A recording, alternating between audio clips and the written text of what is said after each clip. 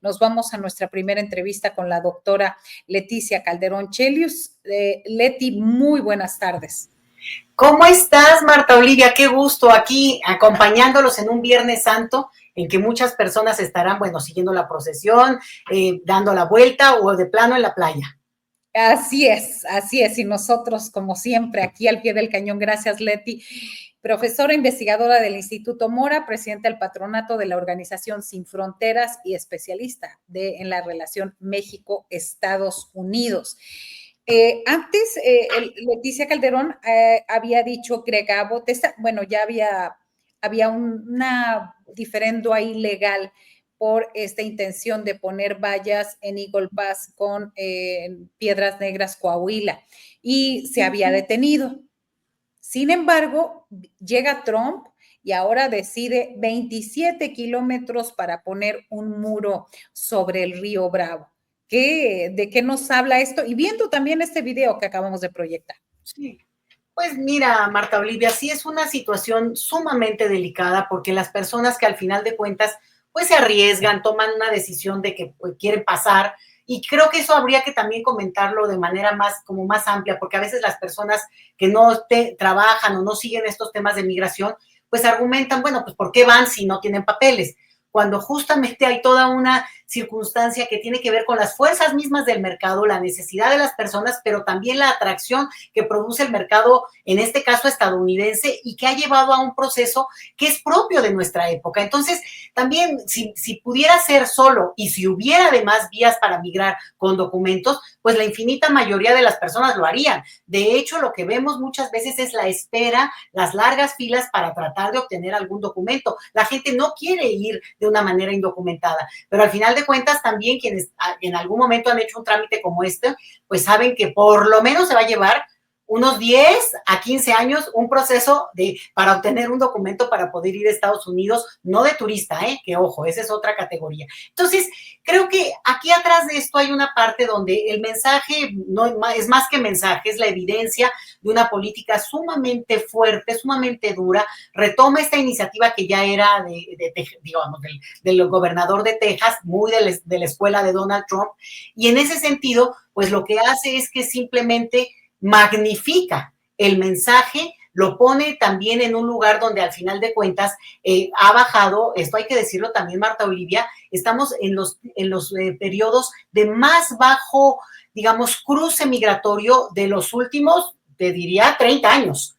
Y esto sí tiene que ver con el factor miedo, con el factor de ese tipo de mensajes, porque al final de cuentas la gente sí entiende y sí sabe el nivel de arriesgue que implica exponerse a esto. Es lo que estamos viendo. Yo creo que el mensaje, además de, digamos, este tipo de cosas, lo estamos viendo en otras señales que a veces se vuelven muy virales, aunque sea un solo caso, pero de otros perfiles de migración, ya no solamente quienes no tuvieran documentos, sino gente con documentos viviendo en Estados Unidos, gente que en su momento logró obtener un permiso para estar en Estados Unidos y que ahora se revoca y los detienen de una manera sumamente agresiva, sumamente violenta, o incluso personas que se han naturalizado en Estados Unidos, que tengo el reporte de personas que del caso de Canadá cruzan a Estados Unidos y son fuertemente cuestionadas durante muchas horas. Entonces, esto podríamos decir que desde países como México no podemos, digamos, creer que estamos libres de ese tipo de experiencias, porque en México ocurren cosas similares, con la única diferencia, para aquí salvar cara, que en Estados Unidos nos presumían que había un Estado de Derecho, un respeto a la legalidad y sobre todo una cuestión donde la libertad de las personas se ponía por encima de todo. Entonces, digamos, si ese era el ejemplo, lo que es muy claro es que ha perdido esa ejemplaridad que tenía Estados Unidos en este tema, en muchos temas, pero en este tema especialmente, Marta Olivia. Sí, y también me parece que hay un caso, el caso de el ciudadano residente de los Estados Unidos, procedente de El Salvador, que fue deportado por un error administrativo. Kilmer, me parece, Ábrego García. Sí, Ábrego, mira, este es un caso que yo creo que ha puesto el huracán, el ojo en el huracán de la manera más evidente, también y sobre todo en términos del no respeto a la ley, porque la Suprema Corte de Estados Unidos, que es conservadora, se decantó por declarar que ese personaje, este hombre joven, además, digo, padre de familia, con documentos para estar en Estados Unidos, con todo un procedimiento además de asilo. Él fue incorporado a estos grupos, fue, digamos, enredadas que hicieron, llevado a El Salvador, está ya detenido desde hace, pues ya va para casi un mes, ¿no? Un poco menos de un mes, pero desde entonces su esposa y el grupo que la acompaña, que se ha dado a la tarea, pues de hablar y de demandar.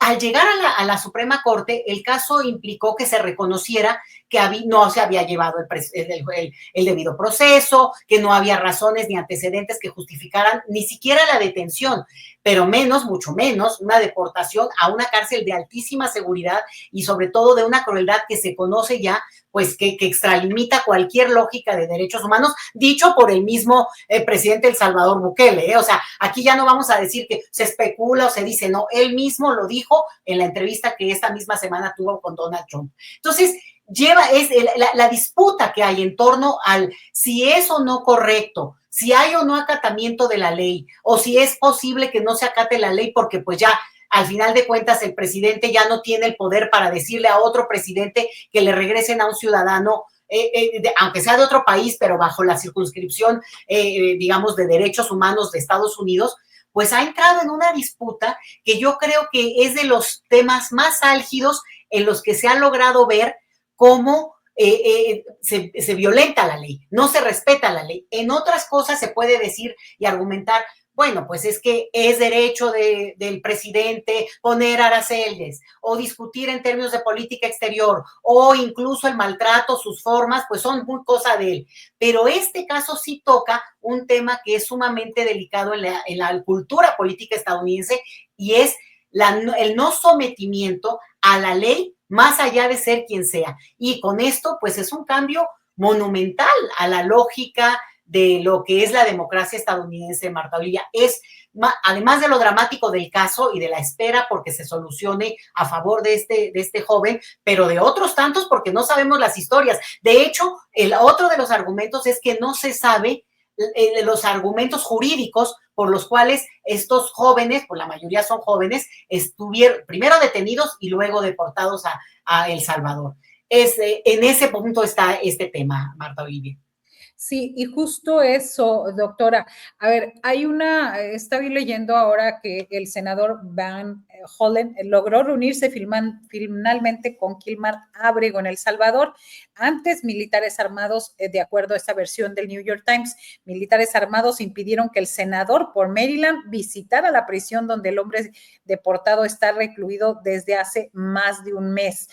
Esto significa también que Donald Trump no las tiene todas consigo, no hay su popularidad ha descendido grandemente y también esta situación y a la vez que hace este tipo de deportaciones y ha anunciado que incluso ciudadanos norteamericanos pueden ser deportados a esas cárceles de El Salvador de Nayib Bukele, de uno de sus seguidores, también ha dicho, por el otro lado, ha abierto la Golden Card.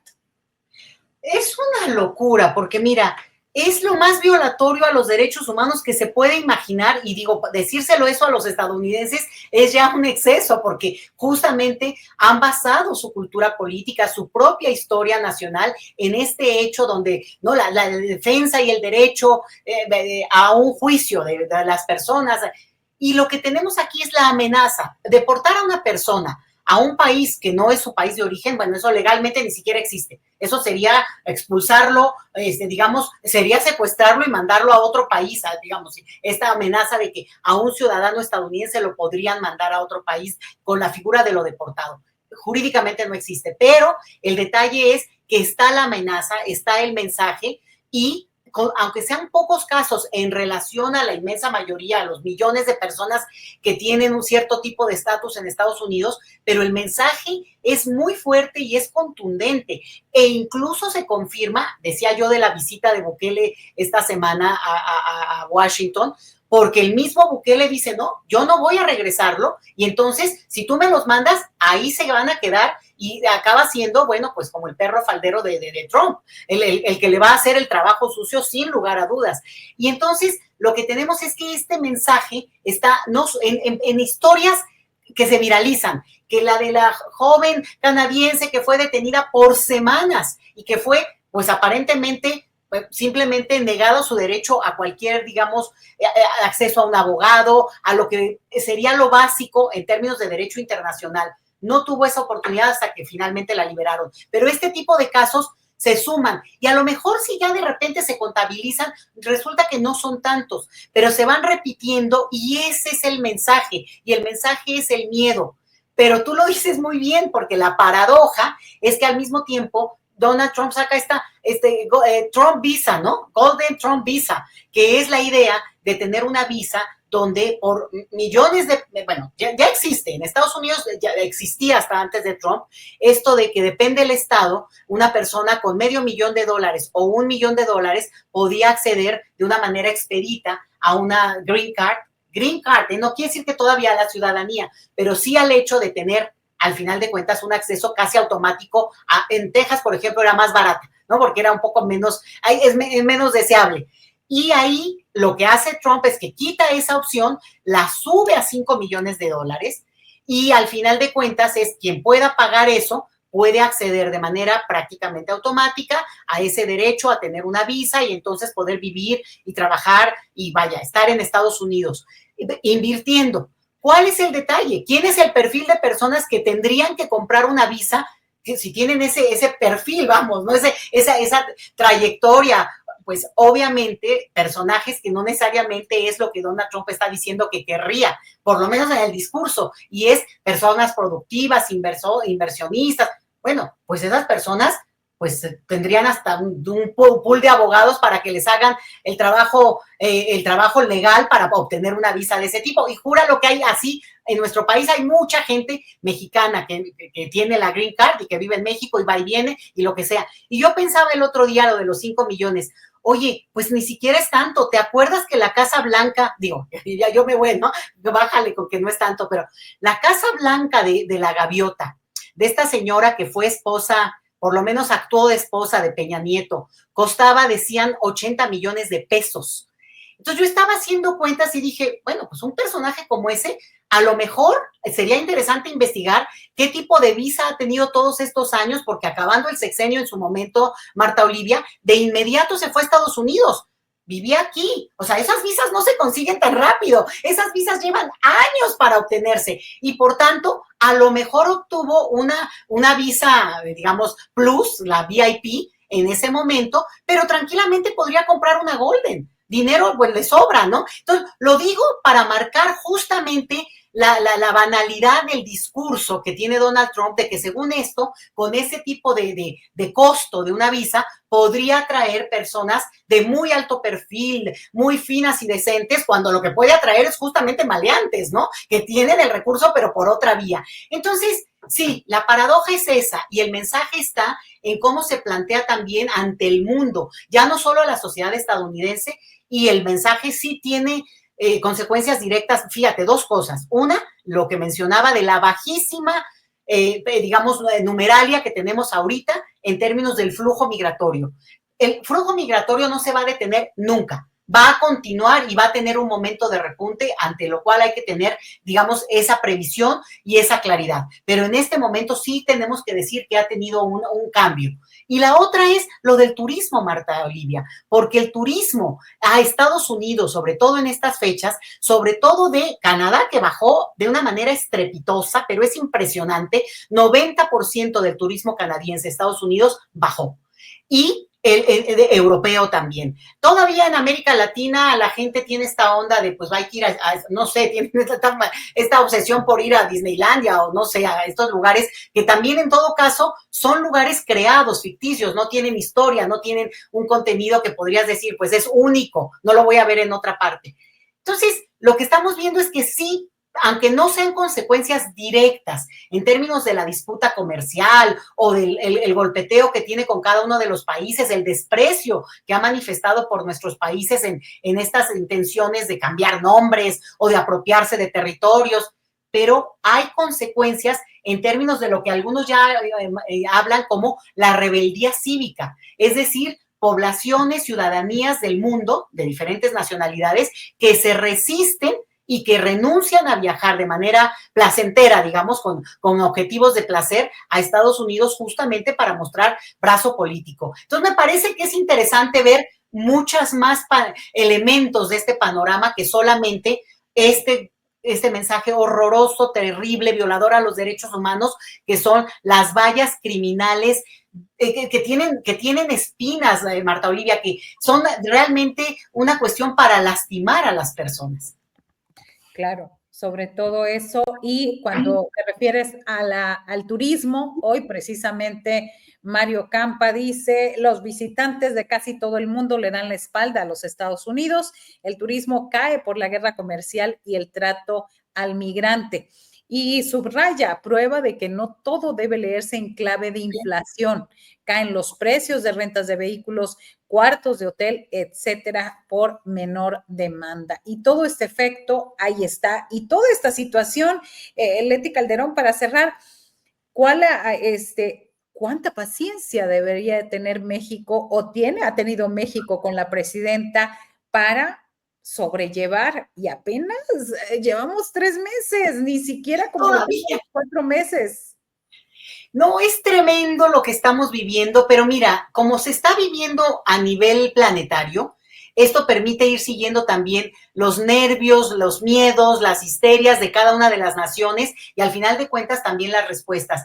Mis respetos para la doctora Sheinbaum porque que aguanta vara y el mensaje que logra enviar sí ayuda. Sí creo que ha logrado contener las aguas, sobre todo internas nuestras, aquí en el sentido también de no generar histerias, porque obviamente es una situación delicadísima, sobre todo en el caso mexicano que tenemos un nivel de dependencia económica tan alto, una interacción, somos el país, o sea, ahora sí que nosotros sí somos parte de la maquinaria económica del gran país que es Estados Unidos, y que bueno, Donald Trump hace y comete este tipo de arbitrariedades contra otras personas, dice cosas horrendas que de repente es increíble que se los soporten, o sea, pero bueno, estamos en esa tesitura. La doctora Sheinbaum manda mensaje, ahora está con el nuevo arancel, ahora sí que el arancel de la semana, ¿no? El del jitomate y tratando de negociar, a ver con qué te salen mañana, porque eso implica que no hay capacidad de generar un programa de trabajo para los próximos,